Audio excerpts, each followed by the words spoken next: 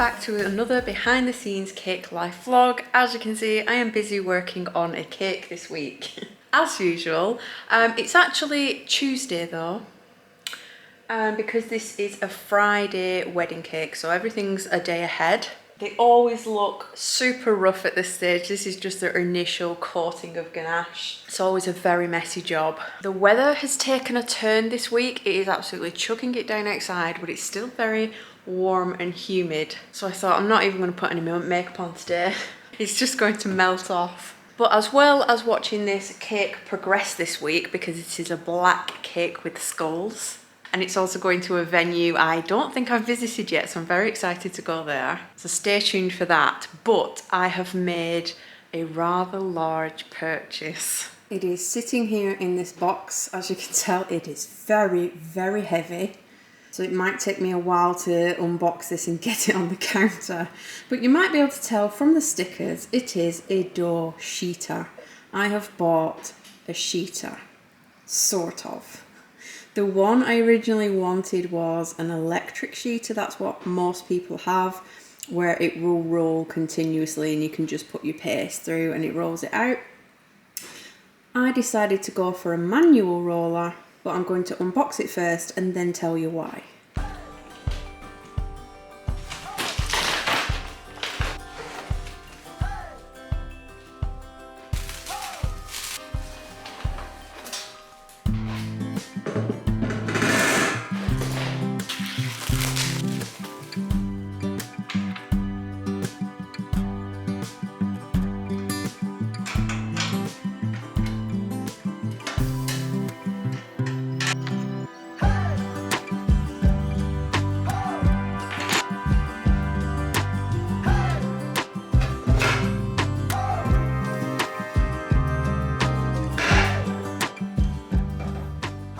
That has got to be the easiest build ever. So simple to put together. Put the suction feet on, put your handle on, slot these into place. You don't have to have these on, but I think this will make it easier. Because it is a manual crank handle, it means you have to have one arm doing this and the other arm free. So I think having this little platform here where you can just put your sugar paste on whilst you're cranking, and not having to hold it, it will just go straight down and it will slide out the bottom here, straight onto my mat. I can put my mat over here and the sugar paste will slide straight out, which makes it so much easier when you are having to manually crank it. Obviously it needs a little bit of a clean. It's come straight out of its shipping box. But I wanted to chat about why I have got this machine, why I've decided to get this particular one. So it is no secret that an electric sheeter, fairly pricey. You're looking at about £1,000 plus. And they usually do them in two sizes, a maxi and a mini.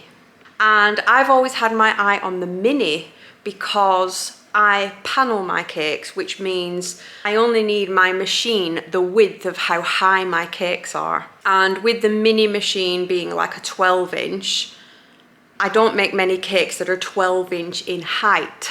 So really, I have no use for the maxi, which comes with much bigger rollers. If you have been looking for one yourself, you may have noticed that some of the sheeters are out of stock quite a lot, and they haven't been back for a while.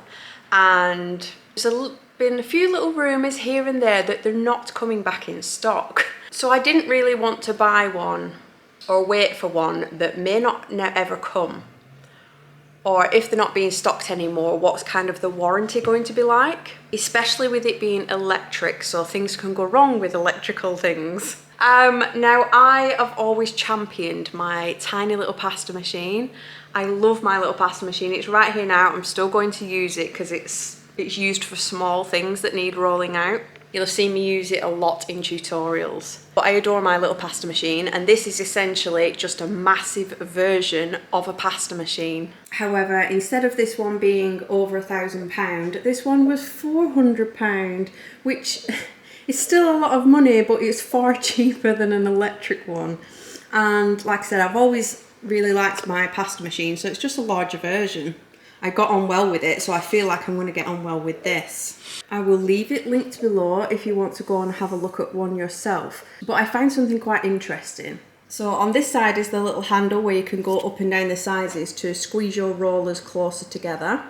So that's like how thick you want to roll out your dough or your sugar paste. And this is very similar to some of the handles on some of the top end machines. I'm not saying this is a top end machine, I got it from Amazon, it's certainly come from China. It's got the little stickers on here. These are the dimensions if you're interested. But it's got some parts that are very similar to some other machines I was looking at, except this one was a lot cheaper. Also what's different is the actual range of this machine. So in the terms of thicknesses that it goes down to and goes up to, this machine actually goes wider than any other one I was looking at. So this is its top range. This is 15 mil, so 1.5 centimeters thick. That is super thick. Not that you'd ever need to roll anything out that chunky, but you never know. And it's also means you don't have to roll it out too much. You can just put it kind of straight in the machine and let it do it. And then it goes all the way down to the point where it's pretty much touching. Don't do this, don't put your finger in there. But luckily this is a manual machine and not an electric one, so I'm not going to get my finger trapped until I turn the handle. But this is literally like 0.5 of a mil. So it's got a really good range of thick to thin, and it's just controlled by this super little handy little handle here. It's like a regular pasta machine. So I don't actually know where I'm going to house this just yet. It's currently sat where my little pasta machine usually sits. I've just got to kind of like figure out the best place to put it for where I'm working. This is where I do my rolling out, so it makes sense to kind of like shimmy the mat over, roll it out onto the mat, and then I can pull it back and cut anything out that I need to. Excited to give this a try. It's probably going to be, do you know, a bit of a learning curve. I'm not going to get it right first time, but hopefully this will make it a bit easier and a bit quicker. Also, just to note, if you are looking at sheeters and things like that, there are a couple of different options. You have like the Sugarpaste ones by Pastaline, the Italian ones that are sold on the cake sites. Those are made for Sugarpaste because they range from 0.5 to 10 mil in thickness. And they also do another range called dough sheeters. Now don't get confused. They look like the same machine. They're a little bit cheaper than the Sugarpaste versions, but that's because they only roll up to 5 mil.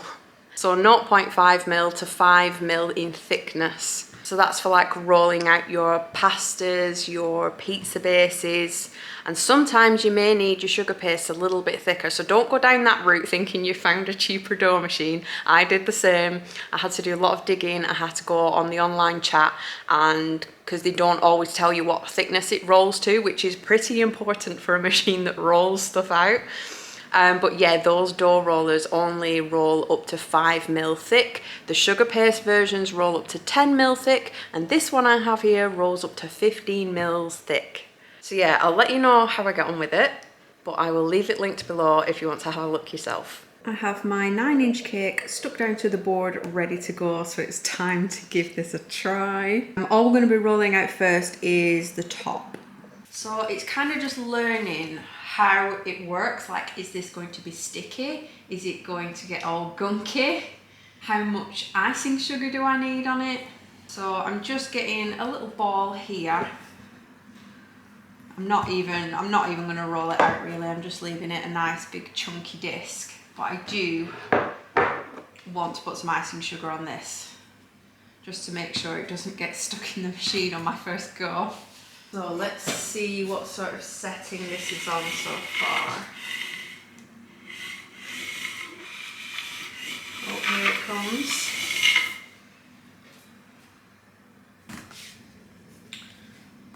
Right, so I can go down through the settings. A little bit tighter. Put it in sideways this time.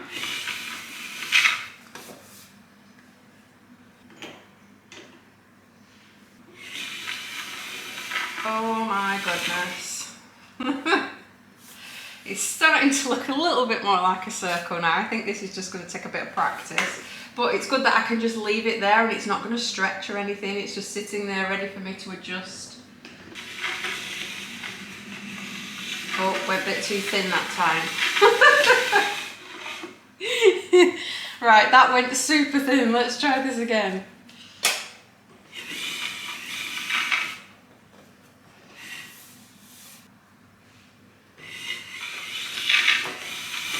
This is better. I think I just went down too many steps last time because I can't see it on the other side.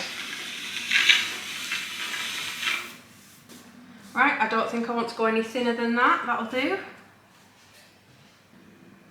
Drip that over the top.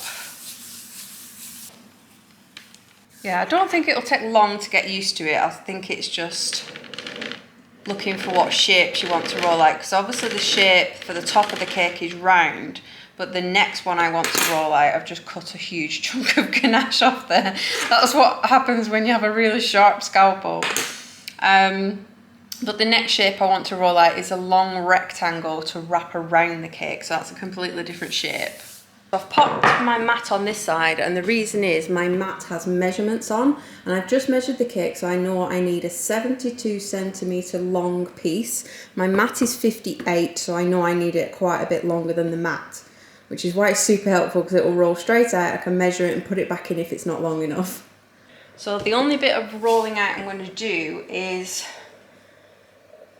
height-wise, like the height of the cake is 15 centimetres. So that's already big enough. Now I want the length, so I'm going to keep putting it in the machine this way. A bit of ice and sugar on there. And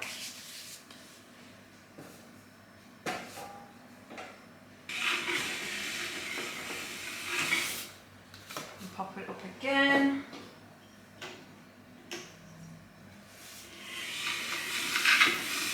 Oh my gosh, this is this is so easy. Back in again. Wow. My gosh, a couple of passes. Let's see how long we are there. We're literally almost there. I reckon one more pass and it's already long enough. That is insane. And it's not difficult to handle it either when it's long, because I can just place it on this little ledge and it holds it for me. Look at that. I don't even have to hold it, just pull it out. Right, that is definitely long enough now. That is insane how quick that was. Now, it's not that I can't do this with a rolling pin. I have been doing this with a rolling pin for a very long time. Not only is it speed, but it also means that the sugar paste is all continuously at one thickness. And I haven't made it a little bit thicker in some areas and thinner than in others, because it's gone straight through the machine, all in one thickness.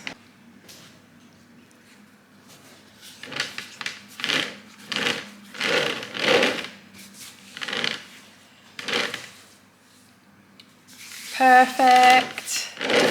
Love it.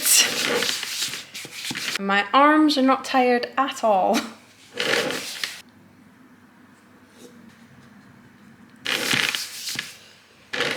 So I'm just going to continue to cover this now and buff it all nice and smooth, and then we'll do another one. Right, it's a little bit noisier this time around because I have turned my aircon unit on. It's getting a little bit warm. But I've measured my cake. The next one is a 7-inch round, so that's roughly 56 centimetres, round about the same size as my mat. I knead it first to make it pliable. Dust it with a bit of ice and sugar. Start it off, one little roll, that'll do. Now that's round about the right height I want, it can go in the machine.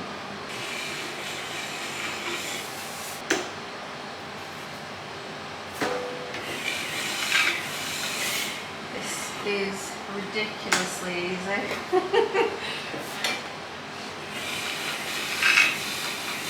These little shoot things help loads.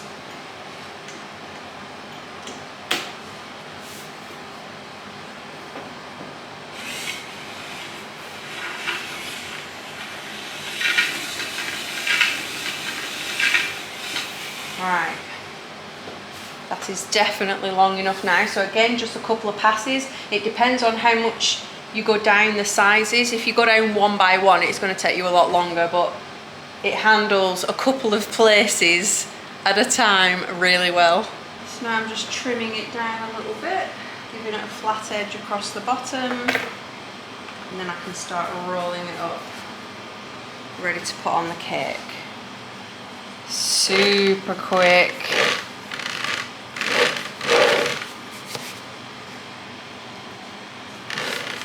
Job done.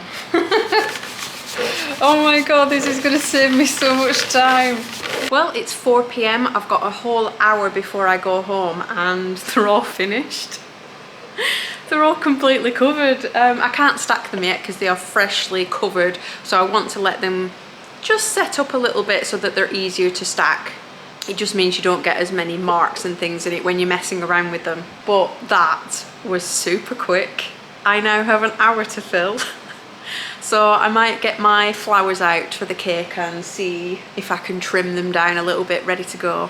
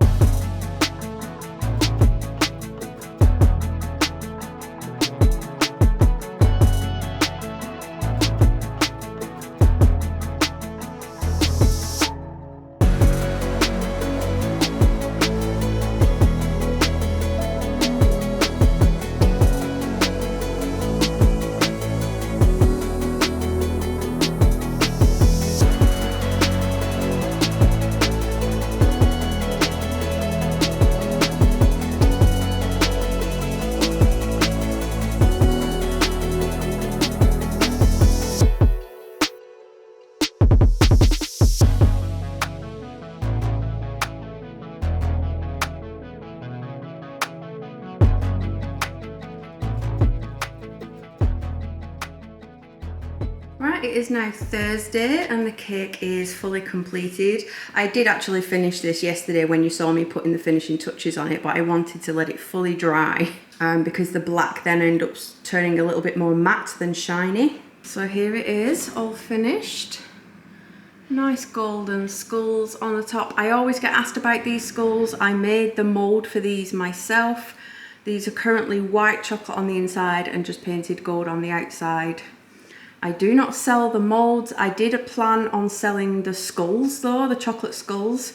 I just never got right to it because they take quite a while to set with them being so big. I might get round to it one day, but it's a question I do get asked a lot every time I post one of those chocolate skulls. But I love the colours they chose for this one. I got a mood board through. There was a gorgeous bouquet using sunflowers, so I definitely wanted to use those. And then the rest of the colour palette was very like the burgundies, navies, really dark emerald green, burnt orange, purples, and I just think they work really well together to make something striking. And then to pull the gold in, the same gold used on the skulls was made to use little splotches just to pull the whole thing together. But it's finished. I'm going to box it up soon and we're going to deliver this one tomorrow. It's going to an exciting venue called the Wellbeing Farm. It's not too far away from us. It is based in Bolton. So I'm going to guess it's probably about 40 minutes away. But one of the things that makes this such an exciting venue and a big pull to get married there is that they have llamas. They have llamas, with it being a farm, but they're known for wearing bow ties. And you can get pictures on your wedding day with these llamas in bow ties. So yeah, I'm just excited to go and visit because I'm pretty sure I've not been there before. So I'm excited to explore, drop it off, see what the venue looks like, and I will take you along with. We arrived on time and I got to set the cake up on the most amazing cake table.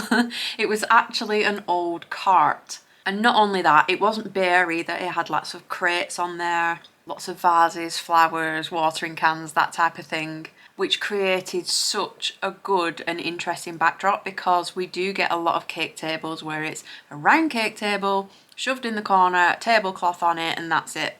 which is fine because that's like 98% of the venues we deliver to. But it's such a nice surprise when you find something a little bit quirky, a little bit different. And this was definitely one of those, and the room was amazing as well. I had a little chat with one of the girls who worked there, and it was funny because she was saying like she can kind of guess what the cakes are going to look like based on like the other decor that they've chosen. And before I opened the box, I asked her if she knew what it was going to look like. She said, well, I don't think it's going to be white, and I think it's going to have skulls on it. And she got it in one. There was not one bit of white on it. It had lots of colourful bunting up, fairy lights, a really nice bar area. The whole vibe of the room was just really chilled, really cool. Lots of photo ops. The stools were like old milk urns. Yeah, they seem to have a lot going on. They've got a little map showing all the different little buildings they've got and where you can have your llama trek. But I was super excited to be able to visit because it's somewhere that isn't actually too far away from me, and it's a pretty exciting venue. But that's it for another week. Please try to ignore the hair. I've no idea what's going on. My fringe is wanting to escape. It's all just stuck out. I still have my pink samples on the wall behind me. We're going to get round to doing the living room in June. Oh my gosh, I just can't. Just pretend it's not there.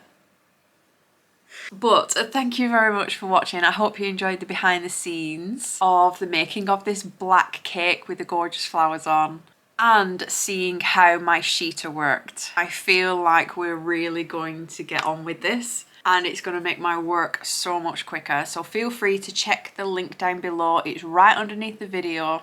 You may have to click like a show more button to open up the whole description box, but the link is in there if you want to go and take a look. Thank you very much for watching, and I'll see you again next week.